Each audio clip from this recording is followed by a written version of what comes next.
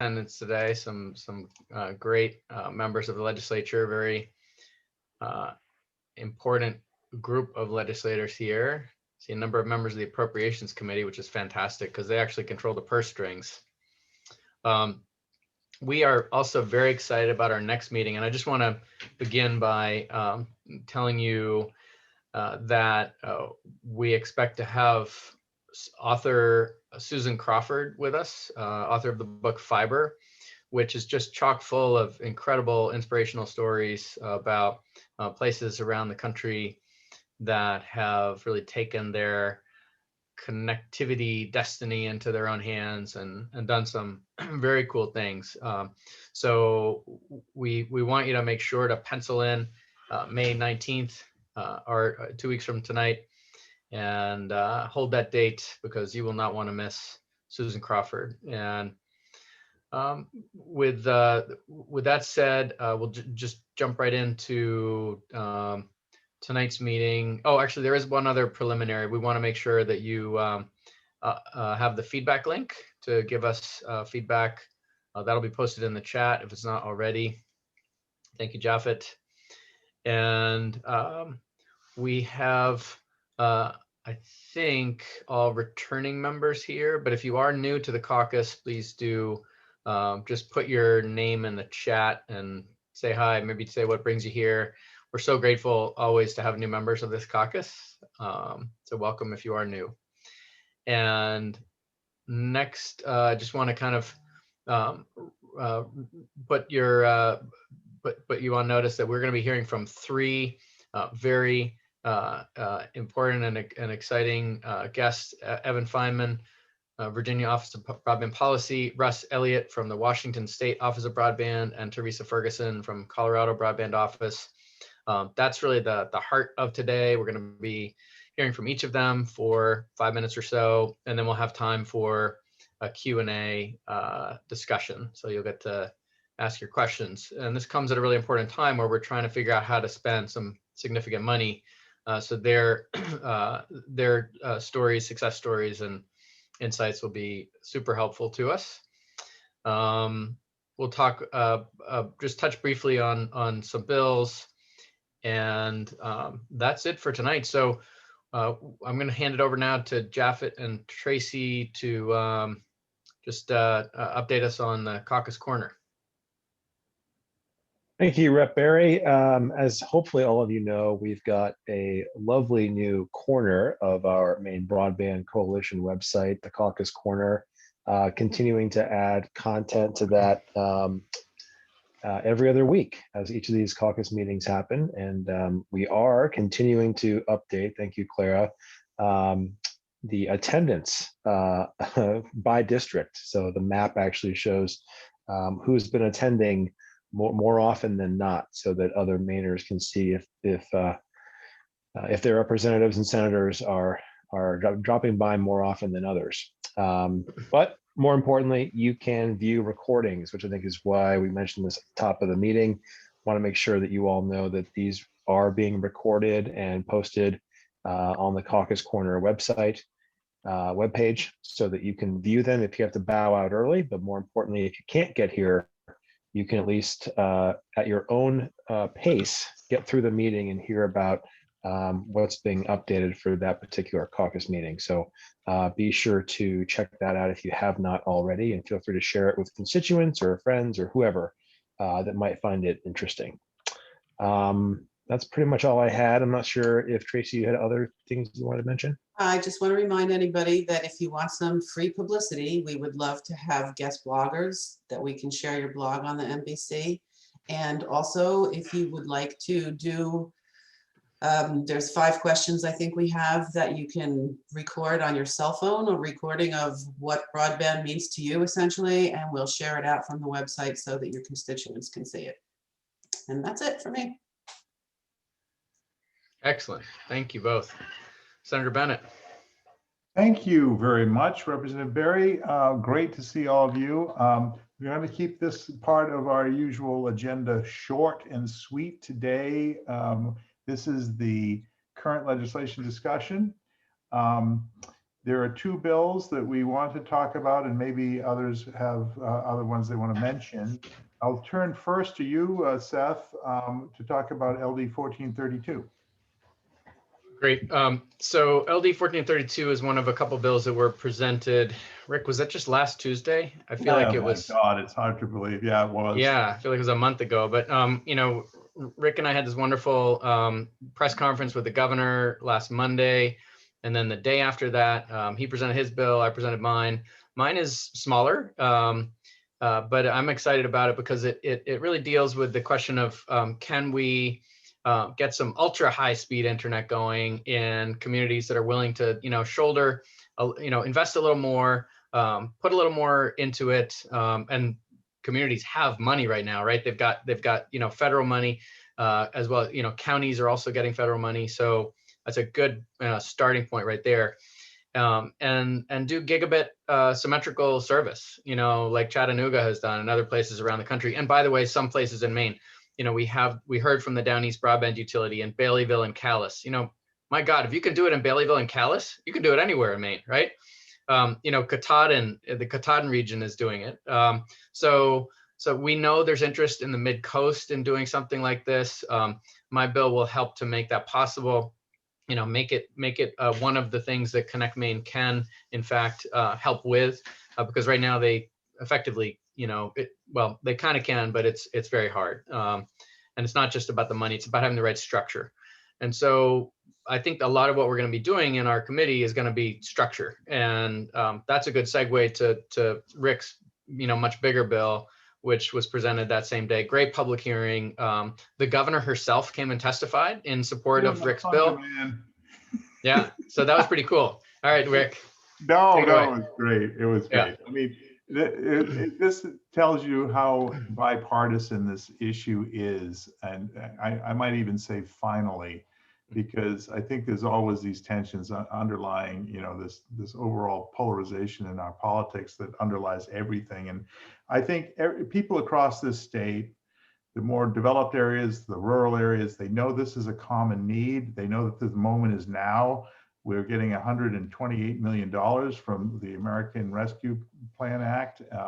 The governor just announced that she's going to be adding another 22 million or so of other funds to that. We're going to be making at least $150 million investment. It's an unprecedented sum, frankly, in Maine to be invested in one time.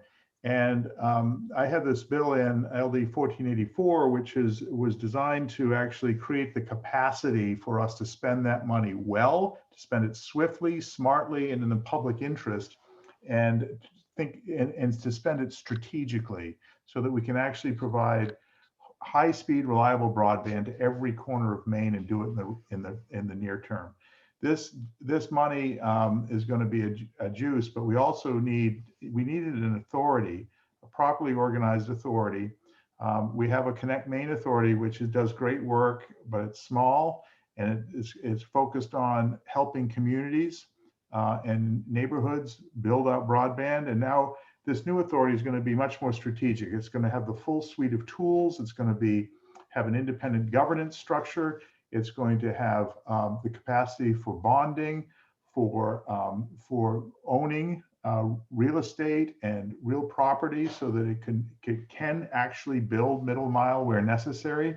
It can fill in the gaps, all the nooks and crannies of Maine and all the connected bits, so that we can actually have a really reliable network across Maine. And so I'm really honored that the governor and her administration saw this bill, and they decided that to reach out to me and Representative Berry, Senator Maxman, and Representative Schofield, who are the co-chairs of this group, and who are all co-sponsoring the legislation, and decided to kind of work within this structure. We negotiated an amendment to the bill, which I think makes it better and stronger, more robust, more muscular as an agency. And we presented that last Tuesday, got great coverage. Appreciate the Maine Broadband Coalition and all of its members supporting it. I mean, as Seth was saying, I think it's unprecedented to have the governor herself come before a legislative committee and testify in person on this bill. It was, I think it was historic, frankly, and particularly, I'm a Republican and she's not. So it was even more, I was deeply honored. And I think it speaks to the fact that this issue is about bringing people together and putting politics aside. So that bill, I think, I encourage you to follow it. I'll ask Representative Berry what the prospects are for work session going forward. I know you got a lot on your plate in the UT, but I'm very excited about this bill, and I think we want to make it an emergency enactor because we need to get this authority up and going as soon as possible, because it looks like later this month we're going to be getting the $128 million, and we need to deploy that as soon as possible. Seth, when is the work session scheduled? Do you know that yet?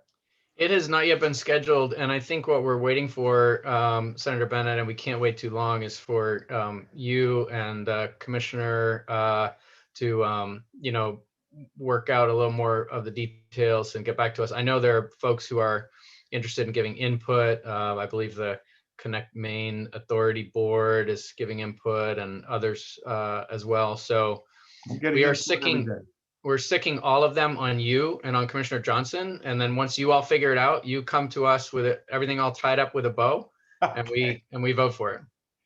Sounds like a good plan. Yeah. Okay, thank you. With that, any other bills that people want to flag for us this evening? Seeing none, I think we can go to the next bit of our agenda, which is back to you, Representative Berry. Yes, and I neglected to mention one of our 4 important guests. Really pleased to have with us Brian Mefford. Forgive me if I'm saying your last name wrong. Brian is with VETRO Fiber, which is doing some really cool work here in Maine, and he was formerly with Connected Nation, I believe in Kentucky. I should let him introduce himself, but we're really pleased to have you here, Brian. So we're going to have about 5 minutes each for our guests, and then an opportunity for Q&A. This will really help to inform this incredibly important structural work that we're about to engage in. So, Brian. Thank you, Representative Berry and Senator Bennett, other members of the committee of the caucus.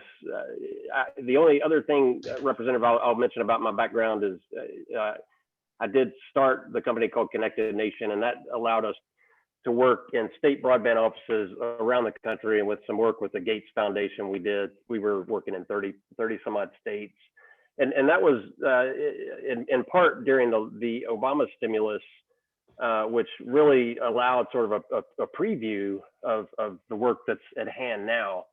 And Senator Bennett, several key points that you mentioned. I mean, this really is a paradigm shift. We're in the midst of this paradigm shift for our industry, meaning that where capital has always been the primary constraint.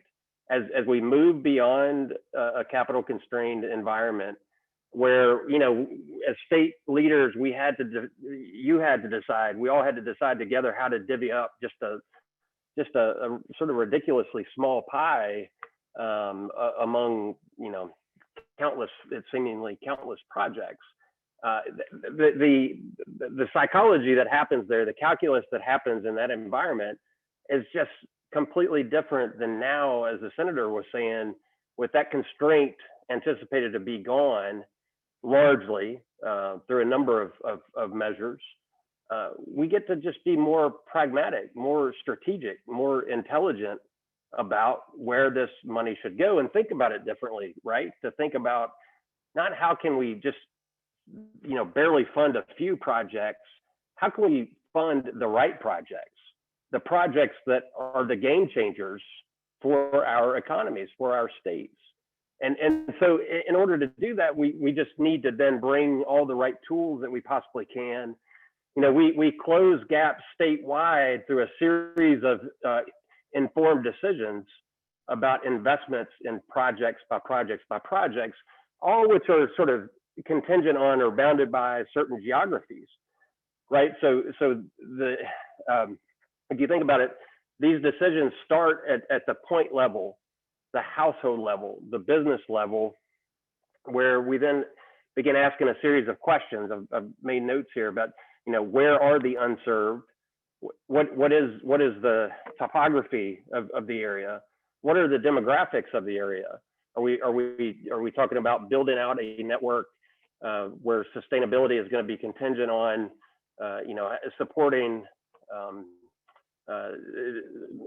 lower income households or historically underserved households where subsidies or some kind of additional support may be required or at least considered.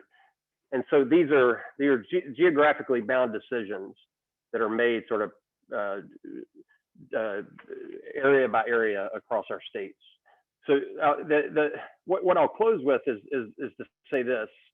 I live in Kentucky. I'm from Kentucky and live here now. And I'm no longer affiliated with the project Kentucky Wired, but that was a statewide middle mile project, about 3,400 miles of middle mile fiber. And while we would change, countless things about how the project, was formulated, because it was so early, it was one of the first. I will tell you, I live in a rural part of Kentucky that, and I'm now co-chair of the local broadband committee, where we are a major beneficiary of that work, that vision.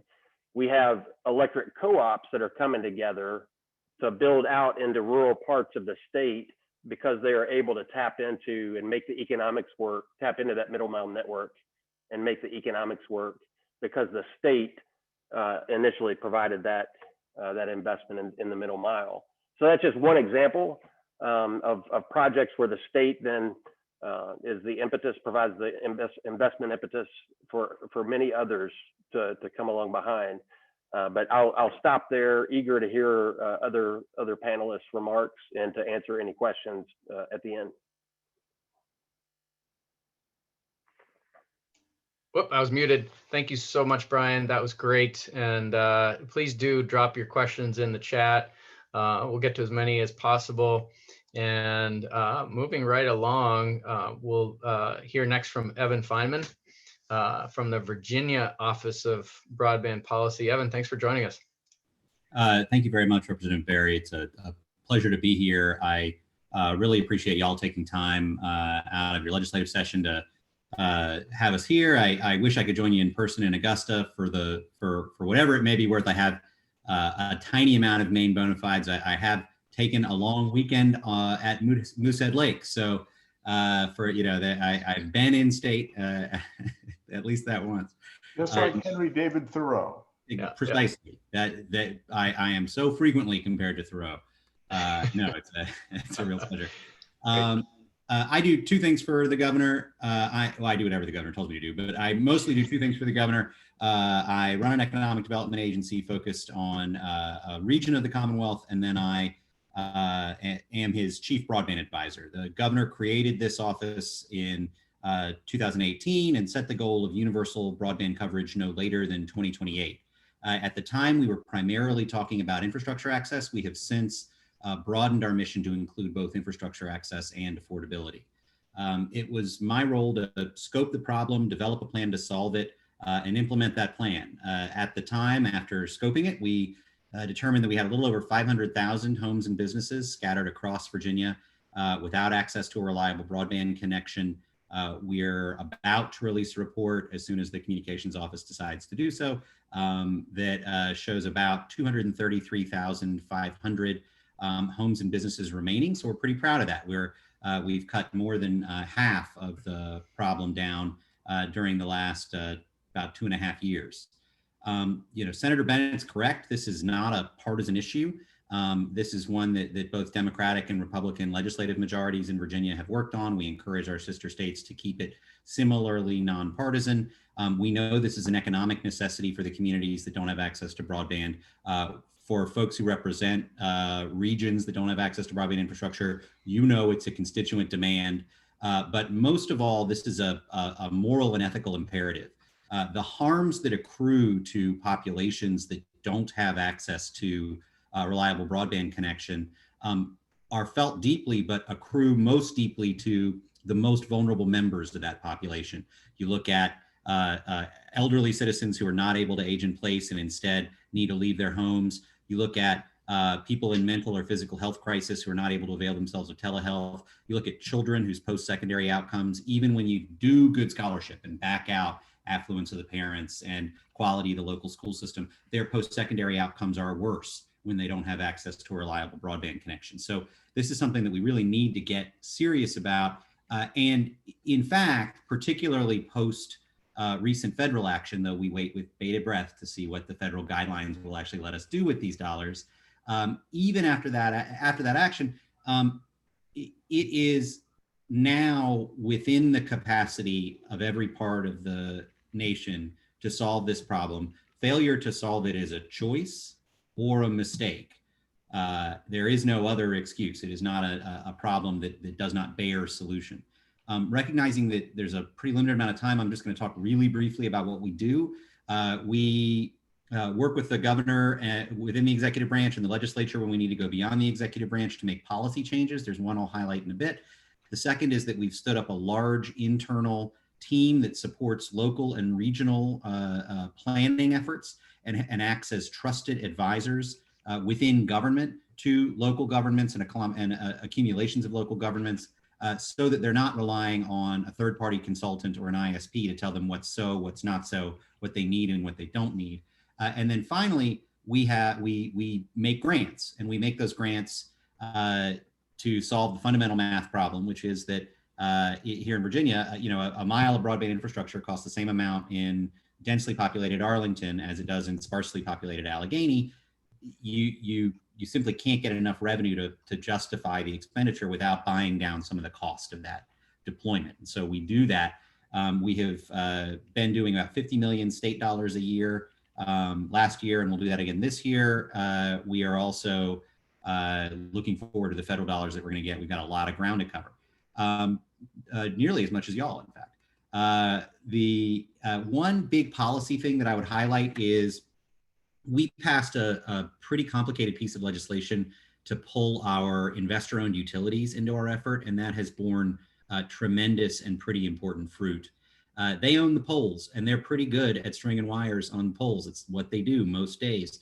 They are also obliged to invest in a telecommunications network within their electrical grid for the purposes of modernizing that grid, so they can better respond to emergencies, so they can control their grid, so they can adapt to intermittent power generation from renewable sources. Under our previous regulatory regime and under most state regulatory regimes, they were only permitted, in the interest of reducing ratepayer expense, they were only permitted to install the minimally necessary telecommunications network inside their grid to run their own grid. But that's pretty dumb. We all pay electric bills and we all pay taxes. And if we pay through our electric bills to install a minimally useful electrical grid, telecom network in our grid once, and then pay again to install another telecommunications network, that is unhelpful. So while it's more technically complex than this, we passed a rule that says they can ratepayer recover to pull a thicker cable instead of a thinner cable, and they can lease that excess capacity to ISPs to serve unserved folks. That has done two really good things for us. One, it's brought the network closer to where we need it so that we can actually reduce the cost of these projects. And two, it has blown open globally the number of people who can build that network. Previously, you really had to work with somebody who had an adjacent network. Now, anybody in the whole world who builds and runs internet or broadband networks can drop a network into the gap that needs filling, build it out, and then ride the utilities fiber back out to the broader internet. It's something that's worked really well for us. We've gotten multiple really tough to serve areas to universal coverage already, and we're moving swiftly to get more. So I really hope y'all will emulate that to the extent you need it. The one other thing I would say is we're going to be seeking a waiver pretty soon to allow our Department of Social Services to draw down the emergency broadband benefit and federal lifeline benefits through our own DSS. We already have a relationship with low-income households that receive SNAP and that receive LIHEAP support.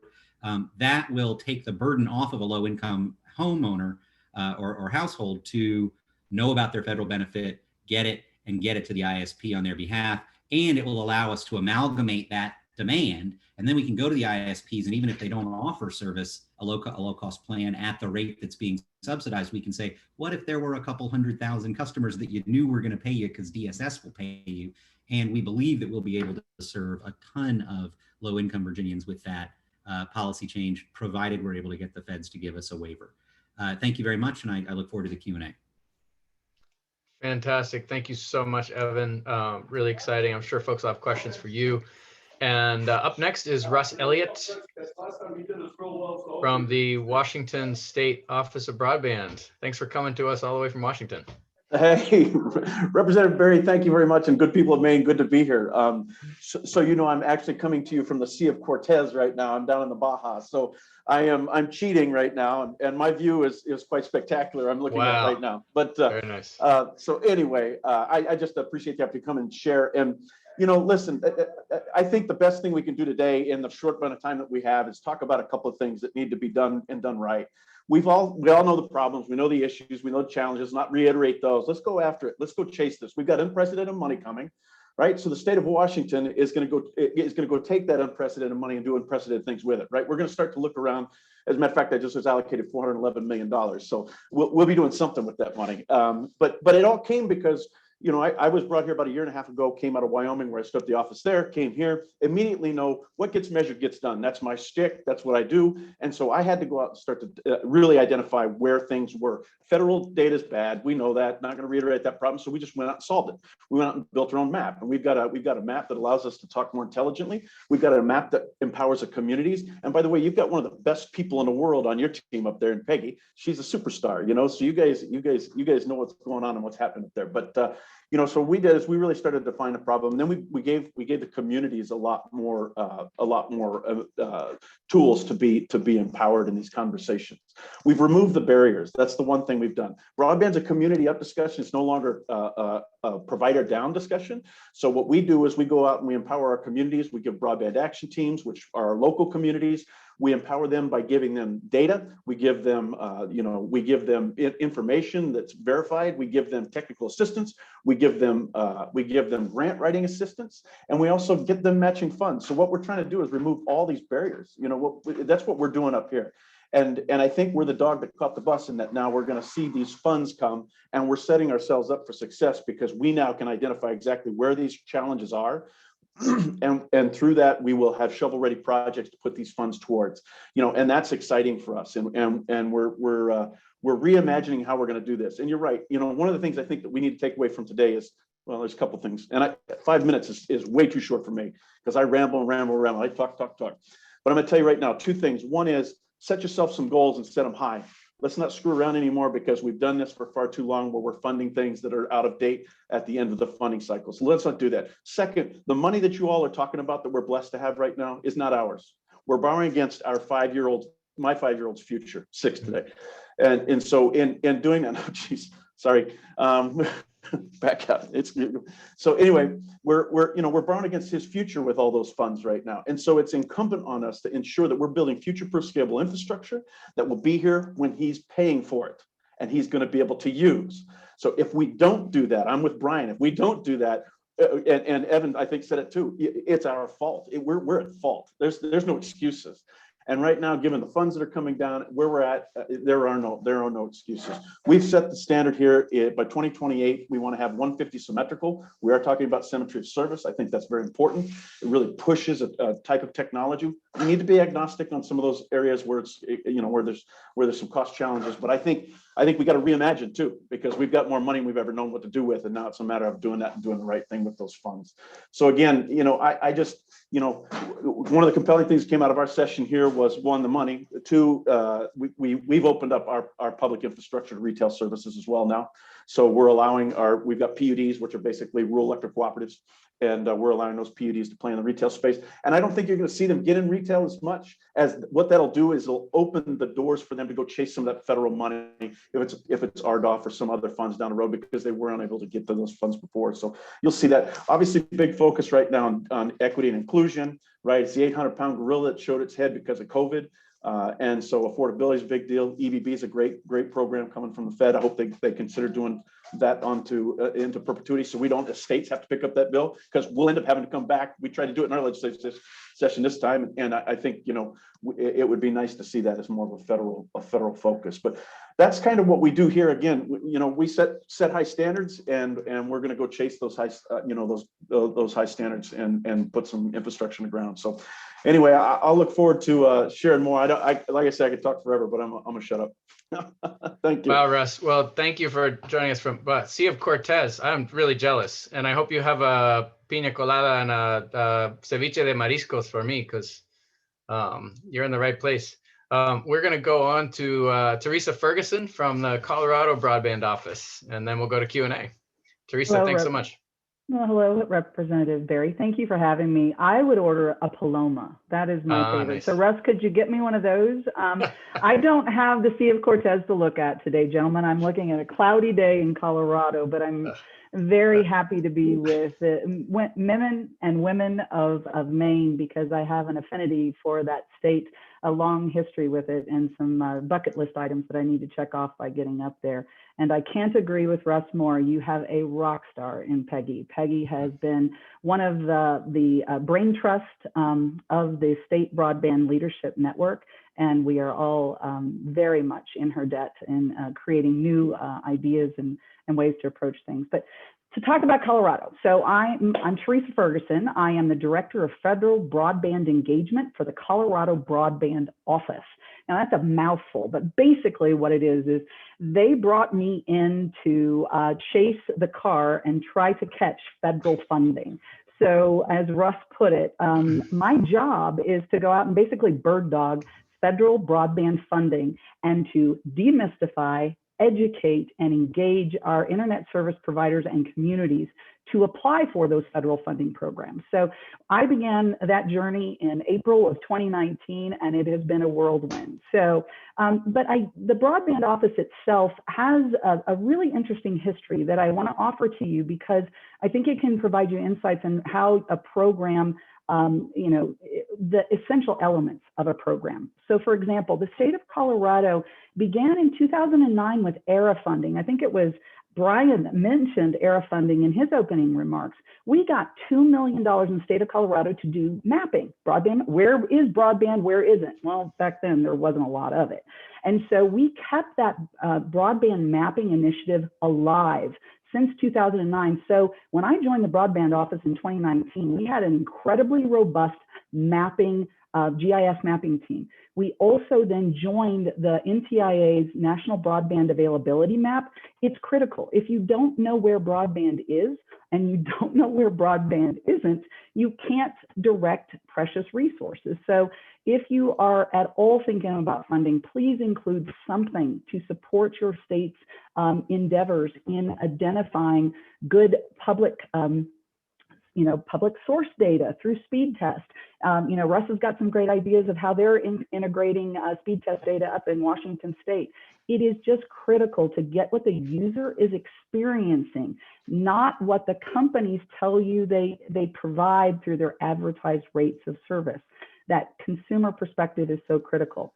The second thing that Colorado did that was very unique early on is we came up with two types of broadband funding. The first was through the Department of Local Affairs, which provided middle mile strategic planning and infrastructure investment grants.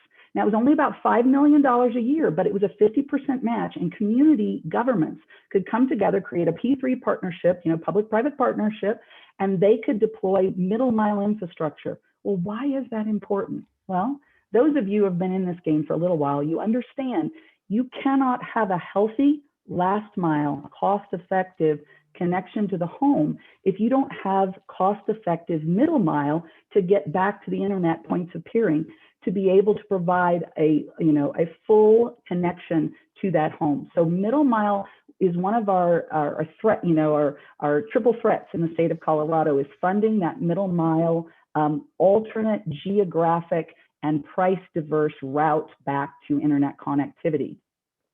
So that occurred in 2013. That office began funding it.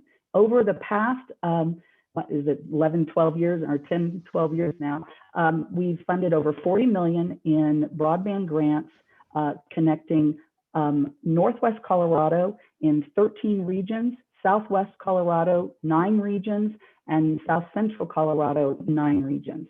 So those middle mile infrastructures that were funded by that, just a little bit of investment have really opened the door for last mile internet service providers to be able to provide service. The second thing that the state of Colorado did is in 2016, we repositioned our state voice infrastructure. It's the Colorado High Cost Support Mechanism. It used to support phone service. We repositioned that money to fund our last mile grant program that is administered through the Department of Regulatory Agencies. Now, since 2016, that last mile grant program has funded over $41 million in last mile grants, reaching over 25,500 homes, farms, and ranches in Colorado.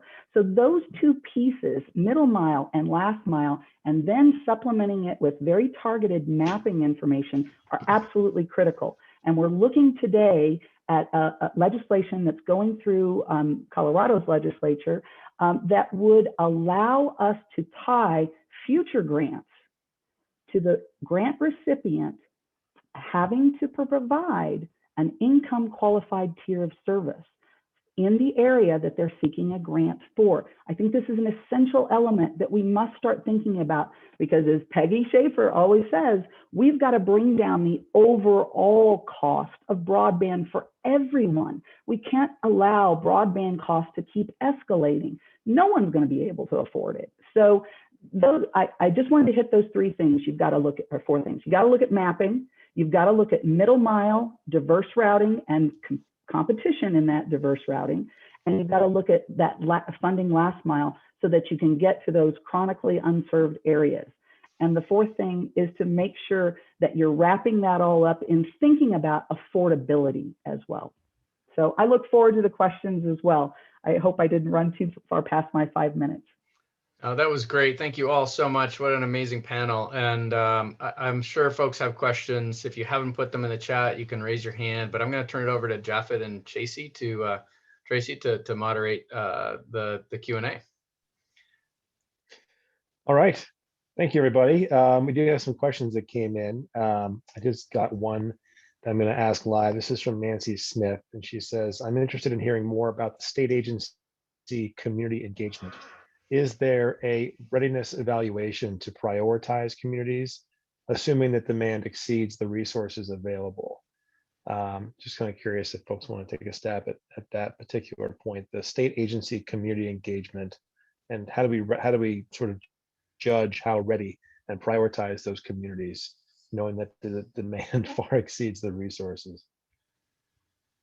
Well, so hey, this is Evan from Virginia. We've done a couple of things. As I said, we stood up a team that supports local governments in their planning and partnership efforts with ISPs. We also created a toolkit for local government leaders that you can find at our website, commonwealthconnect.virginia, all spelled out, .gov. I don't know about y'all, but we only do very long URLs in Virginia state government. And then the third thing we do is the core metric of our grant program is focused on cost efficiency. It's state cost per premises passed. And what that does is it forces folks to get creative. Our grant model is almost the inverse of the federal model. We get geographies and partnerships between ISPs and local governments to compete against each other to see who can hook up the most disconnected folks for the least amount of money. And that's how we've been able to connect hundreds of thousands of folks with tens of millions of dollars. The challenge that the feds have is that they say, well, we hope ISPs will compete against each other for this geography, but they don't. Or when they do, they compete in a way that actually harms their ability to fully fund the project. And so the communities that are ready are the ones that ultimately bring us a winning grant application. And our costs per pass go up every year because we're picking the lowest fruit each time, but that's okay. And one disconnected Virginian is the same as another to us. We recognize that decision does mean that the most remote folks will be some of the last to get new infrastructure, but we can solve that with some stopgap stuff. Others want to chime in on that particular question? With regard to Colorado, what we have done is we actually have regional councils of governments that typically have individuals that are focused on, they're kind of the broadband champions for those communities. And our office works directly with them to identify the funding cycles for both the state middle mile and last mile grant programs, and then also educating them on the federal funds, the USDA, the FCC, and engagement in those. What we're focusing on here in our state as we pivot to implementation of many of these federal programs through the Rural Deployment Opportunity Fund or through the Reconnect program under the USDA, our office is starting to pivot to work directly with communities to make sure that funding that was granted to that area, that the community actually knows about it, right? So much of the federal funding in the past, from the FCC in the past decade or two, communities didn't even know that there had been funding for broadband in their community. We're trying to, through that local engagement and local oversight, work with those communities to be able to give them some sense of ownership in the deployment of these grants. The other thing in our last mile grant program, grant applicants are required to get a letter from the community stating the community is in support of their grant application for our last mile grant program. This is Brian. I would not dare speak for Peggy Schaefer, but I do want to just say that Connect Maine and Peggy's office has some extensive community readiness capacity built. And I will speak for VETRO, our company. Representative Berry mentioned that we're Portland based and working with communities across the state, across the country. But one of the things, due to the support of Connect Maine and collaboration with GPCOG, for instance, the Island Institute, Maine West, these groups that are out in the field already at work doing broadband boot camps, for instance, with Connect Maine and Island Institute to prepare communities for pursuing grants. One of the things that VETRO has done is to make our tool available to those early stage planning efforts so that they've got access to just a robust mapping platform and data analysis, data visualization platform that allows them to then put early plans on the map, get all the data into one place so they can have more informed discussions locally. And then they can have sort of visual-based discussions locally so that they can run cost analysis about different scenarios of projects that they might pursue locally. So by enabling those kinds of tools for communities, Connect Maine, other states are able to elevate readiness significantly in a way that hadn't previously been possible. Yeah, I'll say in Washington, we do the same thing. We got broadband action teams. We call them our BAT teams. We have them and they're growing. Communities that come back at us and say, hey, look, we need better broadband. We say, okay, good, you got homework.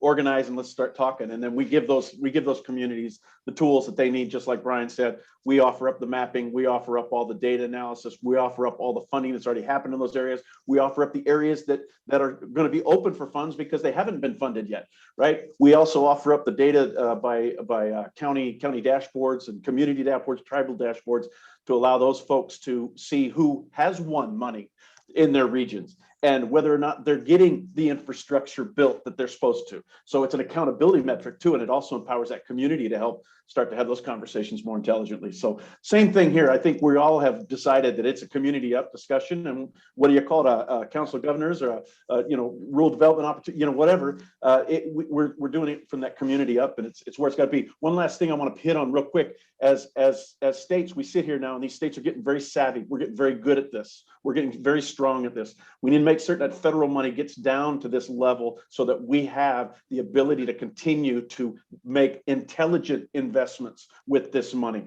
These reverse auctions that have continued to be poor outcomes for states like ours, have not been a good outcome. And we need to start to re-educate on the federal level that these states are starting to get really invested in this. We're starting to get very good at it. We're getting the data that we need. We can make those decisions. So please allocate as much of that money as they can on down to the states so that we can go ahead and solve our own problems. Well, no, one little thing I will add to that, since I've got legislators on the line, do think about positioning your state to be in a very advantageous position. You cannot use federal money to match federal program grant applications.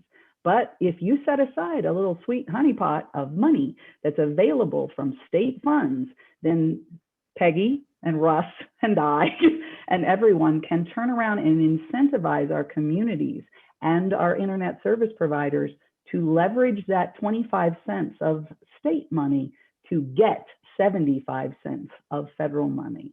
So I didn't want to get out of this conversation without talking about some really smart planning, because I think everybody's seeing these big bags of money coming from the feds.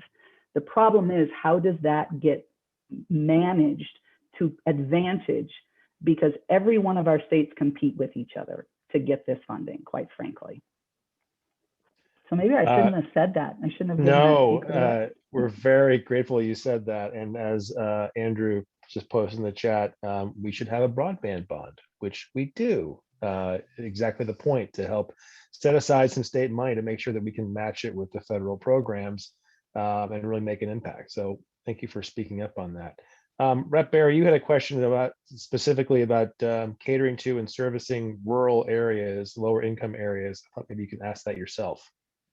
Sure, and I mean, I think we just heard some cool ideas about that, but you know, we are concerned about the digital divide falling most heavily on those that have the least resources, and frankly, time as well is a resource, right? Time is money, and having the time and the energy and expertise to organize your community, to access, you know, what Connect Maine has to offer, to do the mapping work, to do the legwork, the homework, whatever it is that needs to be done to get a grant for your community, can be harder in some of the more marginalized communities. So how do we make sure to lift everyone up and get, you know, affordable broadband to all? That's an easy question. So I'll share our kind of vision of what it's going to look like from an affordability standpoint.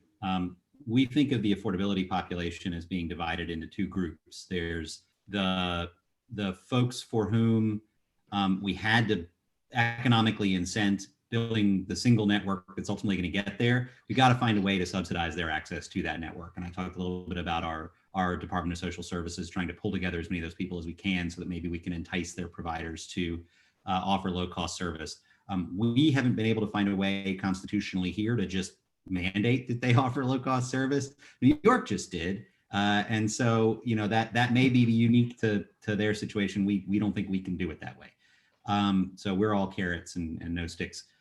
With our urban low-income population, we are looking at building some innovative models, some publicly owned and operated, some publicly owned and privately operated, some enticements purely to the private sector to build out networks specifically designed to serve those low-income populations. You can do that without declaring war on the telecom industry merely by making it wirelining, going specifically to your public or affordable housing, for example, or making it credentialed access with wireless that maybe your kids on free and reduced lunch and your affordable housing residents have the credentials for.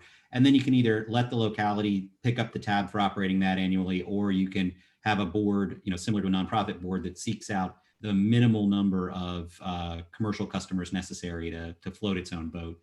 That way you don't have any ongoing expense at the state level. I would offer that what we're trying in Colorado through House Bill 21-1109 is we're going to actually target areas that are chronically unserved with a request for proposal for a last mile a community build, Representative Berry. So, you know, most of our grant programs, all of the grantors sit there and wait for applications to come to them. And these chronically unserved areas, very high cost areas, or if they don't have a internet, you know, a broadband champion in their community and they can't write the grant application, they're just never going to get served. So we started approaching that from a different way. We're like, okay, if we can get this authorization from our legislature to focus on areas through our mapping, right? So we've got good mapping in the state of Colorado, and we can issue a request for proposal to serve this proposed funding service area. And hopefully we'll marshal the market to have multiple providers or communities, municipalities could respond as well, to serve those communities. But I think what you're also asking is a question that I know all of us struggle with. There is absolutely zero funding out there to fund technical expertise at a federal or a state level. There's no funding to have the experts, the Teresas, the Evans, the Russes at a local level to file for these federal and state dollars. It is a problem. Blandon Foundation's looking at ways to solve it. The BAT up in Washington, they're looking at ways to solve it. We're looking at philanthropic organizations to see if we can fill that hole. I hope I hit on the head of the nail, Representative Berry, that you were going for there. You did. That was great. Thank you so much. Representative, I would just add, maybe combine another of your questions, which is to say, put everything on the table, right? I mean, particularly every flavor of P3 that could be available to a community. And I heard somebody say one time, if you've seen one P3, you've seen one P3. Meaning there's so many, and they're so dependent on the local the local situation and what may drive the outcome. But most importantly, let's enable communities to own their infrastructure and then to work creatively with any flavor of provider. So co-ops, investor-owned utilities, ISPs, new regional players. But by empowering them to own their assets and to aggregate all possible assets that could be used for build out, that's going to make it the long term more sustainable for those more rural communities. Fantastic. Well, we are almost out of time. I'm going to sneak in one question because it's not often we get such great perspective from across the country. And we've got a question here from Representative Dodge. She says, are there going to be enough companies, trained workers, and materials to do all this work? Should we be thinking about these aspects as we move forward? Okay, I have one on this. I have to jump in. I'm sorry. NPR covered this for the state of Colorado. In the state of Colorado, we have coal miners and coal power plant workers that have been displaced because of the closing of coal mines and coal-fired power plants. We have oil and gas guys that don't have jobs anymore. And what happened in Delta Montrose region of Colorado is that there was a company that actually started retraining coal miners and coal power plant workers to splice fiber, to hang fiber, to do those things. So we're working with our Colorado Department of Labor and Employment and our Office of Future Work to identify federal funding that can be used to retool, retrain, roughnecks from the oil fields and coal and power workers and coal miners to fill this gap, because honestly, we have a gap. We are finding in our tourist towns in Colorado, we can't even afford to hire six-figure salary folks to come in because they can't afford to live in Steamboat Springs, Colorado. And so you've got two things in Colorado. We've got a housing shortage that's happening, and we have this need to deploy, broadband with highly paid, high technical jobs, but we have to find the manpower and the woman power to get it done. I'm going to tell you the one thing that I'm more afraid of than anything right now is supply side challenges. I mean, we're going to be running into, right now we're a year out on, I think, electronics, and glass. So, and this is before the money's actually been spent and out, and we've bought resources. So I think we've got a real big issue, and especially now that a lot of this ARPA money's got to be grass seed on top of it by 12 of 24. think we got some bigger challenges here, and it's going to be the supply side stuff, and we're going to have to really figure out how we ensure that we get the materials we need in order to get this infrastructure in the ground prior to the dates that they're mandating. So I agree, there's some employment issues, but I'm going to tell you right now, I think it's going to be a materials challenge for us here. We're already in it. Yeah, we're all in the same boat though, and so that's there's not going to be a premium that Maine pays that Colorado or Washington don't, right? So I think we've just got to live with that, and it's just going to negatively affect the efficiency of the projects and may at some point draw out the timeline. The other thing is, to the extent you've got relationships with companies that are in the supply chain, we have a couple of Dow Corning locations. We've got a couple of other manufacturers. You can try to contract with them ahead of time at the state level, or you can encourage them or ask them what might entice them to increase their production capacity. You got to manage those relationships yourselves, but that's the only real way to move it. Great point. And I'm assuming everybody in their different states is already starting to orders for those materials now. While they're limited to get them into their state. That's all we have time for in terms of the Q&A. I want to turn it back over to Rep. Berry to wrap things up and thank our guests and give you a little taster and reminder about our next meeting. And I'm going to turn it right to Rick and Andrew because I'm entirely unprepared to wrap this up. There's just too much to wrap.